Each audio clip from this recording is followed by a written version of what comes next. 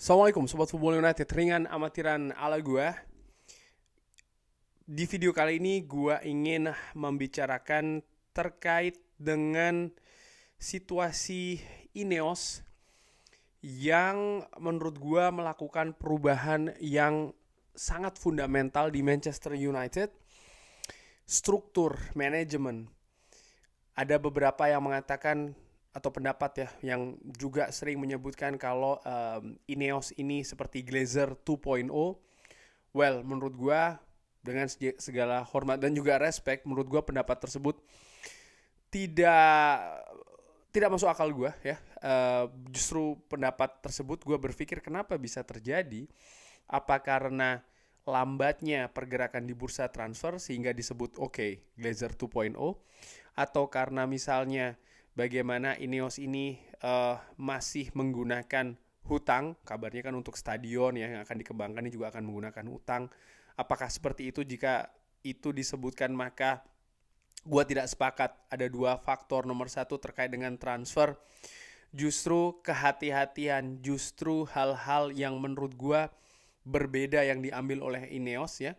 Mereka tidak ingin ceroboh, mereka tidak ingin asal-asalan, mereka tidak ingin hanya sekedar cepat-cepatan ataupun bahkan mahal-mahalan saja ya di dalam pergerakan bursa transfer seperti yang biasa dilakukan oleh Glazer. Mereka melihat bahwa baik itu pemain ataupun juga manajer bukan sumber masalah di Manchester United, dan itu sudah terbukti bahwa 10-11 tahun belakangan memang cukup banyak pemain-pemain dengan kaliber tinggi, dengan harga mahal, dengan dengan nama besar bahkan datang ke Old Trafford tapi tidak bisa mengangkat prestasi tim secara konsisten.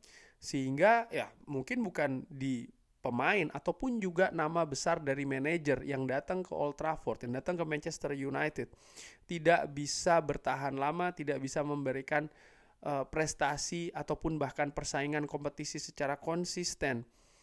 Bukan masalahnya di sana. Sehingga ya menurut gue sangat wajar ya Ineos melihat dari sisi yang lainnya, dan ini tentu saja sangat berbeda dengan Glazer terkait dengan bursa transfer itu tadi. Lalu situasi dengan hutang. Ya, gue berpikir dan juga gue berpendapat bahwa di Manchester United, khususnya untuk Manchester United ini, sebenarnya dengan ukuran klub Manchester United ya, di mana Manchester United ini salah satu entity terbesar di dunia olahraga sepak bola, khususnya komersial juga sangat besar, income pun juga sangat besar, misalnya dari merchandising, dari hak siar dan lain-lain. Sehingga yang dibutuhkan sebenarnya dari Manchester United ini bukan pemilik yang punya uang banyak, tidak seperti itu, tapi bagaimana memang pemilik yang bisa memanage Manchester United sebagai layaknya klub sepak bola. Itu saja menurut gue sudah cukup. Yang sayangnya 10-11 tahun belakangan tidak terjadi di Manchester United. Struktur sebagai klub sepak bola ini tidak ada di Manchester United. Kalaupun ada, sangat minoritas. Secara mayoritas masih sebagai lebih besar ya, bobotnya ini dilihat sebagai entitas bisnis, bukan sepak bola. Sehingga pengelolaannya pun juga cenderung untuk ya ke arah profit, ke arah bisnis, ke arah komersial, bukan ke arah prestasi sepak bola. Dan dari situ gue menilai ya ketika melakukan pergerakan, misalnya ingin merubah stadion, mengganti ataupun infrastruktur yang lainnya dengan menggandeng lembaga-lembaga keuangan lain, dalam hal ini juga mungkin hutang ya, selama hutang tersebut dikelola secara sehat ya gue rasa tidak ada masalah di sana. Sehingga pendapat yang mengatakan kalau Ineos ini Glazer 2.0 secara ringan amatiran, gue tidak sepakat di situ. Dan satu hal yang juga menunjukkan bahwa Ineos itu tidak sama dengan Glazer adalah struktur. Ini adalah struktur Manchester United selama 10-11 tahun belakangan ya, kalau gue ambil dari model yang terakhir, di mana ada Joel Glazer sebagai pemilik ya, dan dia memiliki CEO Richard Arnold, di mana Richard Arnold backgroundnya bukan di sepak bola, dan di situ Richard Arnold ada dua posisi di bawahnya yang disebutkan di sini, yaitu adalah manajer Erik ten Hag dan juga John Murtough Football Director. Ini terkait dengan football operation. Tentu saja di bawah Richard Arnold ada finance, ada legal, ada komersial dan lain-lain, tapi tidak disertakan ya di bagian ini. Ini lebih ke football hierarki. Dan Erik ten Hag sebagai manajer nih reportingnya langsung ke CEO bersama dengan John Murtough yang di struktur ini dilihat memang memiliki kesejajaran ya di antara keduanya. Dan di bawah John Murtough ini ada tim, ada posisi-posisi lain ya, termasuk juga Darren Fletcher, Andy O'Boyle, Nick Cox dan lain-lain. Dan di bawah Erik ten Hag pun juga ada posisi-posisi lain ya terkait dengan kepelatihan, ada asisten manager dan juga head of first team development. Struktur ini menurut gua dengan Ralf Rangnick, dengan Ole Gunnar Solskjaer, dengan sebelumnya Jose Mourinho, Louis van Gaal cenderung sama dan tidak berhasil, tapi tidak dilakukan perbaikan yang besar menurut gua. Justru setelah Ineos masuk, dirubahlah struktur tersebut dan menurut gua perubahannya sangat besar. Ini merupakan struktur baru ya kalau gua gambarkan secara ringan amatiran, di mana ada Glazer masih sebagai pemilik mayoritas, lalu ada minoritas co-owner Sir Jim Ratcliffe dengan tim Ineosnya, ada Jean-Claude Blanc dan juga Sir Dave Bracewold di sana, di mana di kepemilikan ini artinya Ineos dan juga Glazer ada CEO yang menjalankan Manchester United, yaitu Omar Berrada. Dan Omar Berrada dia ini mengepalai atau mengatur banyak faktor, banyak posisi.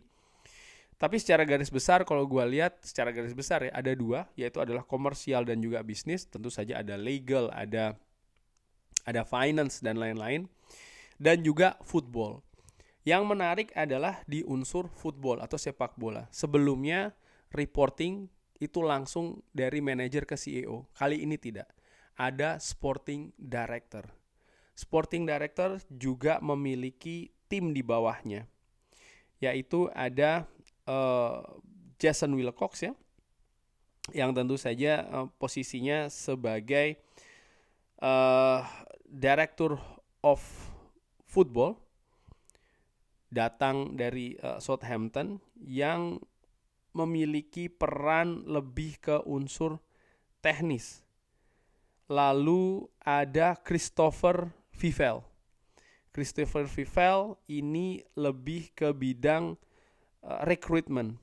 Jadi ada tentang sepak bola, Director of Football Jason Wilcox, dan juga Director of Recruitment Alexander Vivell.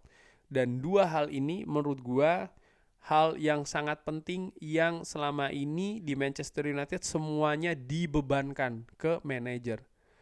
Nah, kali ini menurut gua dengan struktur yang baru, peran sentral bukan lagi di manajer tapi di sporting director, di mana sporting director ini yang akan banyak mengatur urusan sepak bola secara langsung. Di mana posisi Erik ten Hag? Posisi Erik ten Hag ada di bawah sporting director, di mana Erik ten Hag juga memiliki tim, yaitu adalah tim kepelatihan ya. Saat ini ada beberapa asisten pelatih di sana.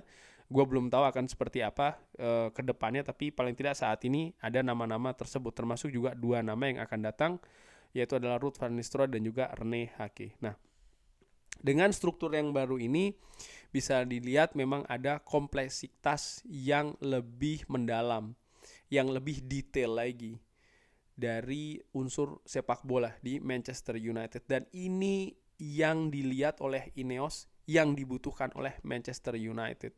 Dan gue happy, gue excited dengan struktur baru ini. Namun demikian gue juga sadar ya, struktur ini baru terbentuk. Musim depan baru dijalankan. Dan seperti roda ya, berjalan itu juga ada tahapannya. Tidak bisa langsung diharapkan akan speeding, akan ngebut, akan dengan kecepatan yang tinggi langsung mendapatkan semua target ya, yaitu adalah trofi-trofi, persaingan yang tinggi dan lain-lain di kompetisi yang diikuti. Tidak seperti itu. Mereka di posisi-posisi baru ini juga butuh proses, mereka juga butuh beradaptasi, mereka juga butuh berjalan, dan ketika mereka berjalan ini juga tidak selalu semuanya akan positif. Ada hal-hal yang positif yang bisa dilanjutkan, ada hal-hal yang negatif juga yang harus diperbaiki. Inilah yang namanya proses, inilah yang namanya perjalanan. Dan kalau gue lihat dengan tim-tim lain misalnya ya, Manchester City, Liverpool, Arsenal, Barcelona, Bayern Munchen, Ajax Amsterdam, raksasa-raksasa di Eropa juga, mereka ketika merubah struktur dan ada unsur-unsur baru yang masuk ya, mereka juga membutuhkan proses, mereka juga membutuhkan waktu dan juga perjalanan. Mereka juga melihat dan juga menganalisa dari setiap langkahnya. Dan menurut gue hal inilah yang sebenarnya gue tunggu di Manchester United. Struktur baru, perjalanan, lalu juga analisa selama proses tersebut berlangsung. Struktur baru ini memberikan optimisme ya, setidaknya bagi gue, karena Manchester United setelah 10-11 tahun memiliki dua hal paling tidak, yaitu adalah struktur sebagai klub sepak bola dan juga orang-orang yang mengisi posisi sebagai unsur di klub sepak bola. Jadi Manchester United menurut gue ya, setelah 10-11 tahun belakangan ini akhirnya kembali lagi menjadi klub sepak bola. Gue optimis, tapi gue tetap mengatur ekspektasi gue setidaknya untuk mulai musim depan. Sir Jim Ratcliffe juga memiliki timeline berupa 2-3 musim yang dibutuhkan untuk bisa membawa Manchester United ini berada di perburuan persaingan gelar juara.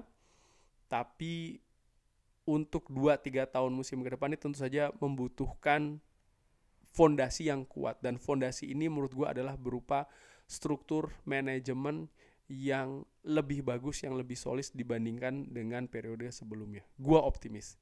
Bagaimana menurut Sobat Football United? Silahkan drop di kolom komen. Terima kasih sudah menyaksikan. Jangan lupa like, subscribe. Wassalamualaikum warahmatullahi wabarakatuh. Thank you.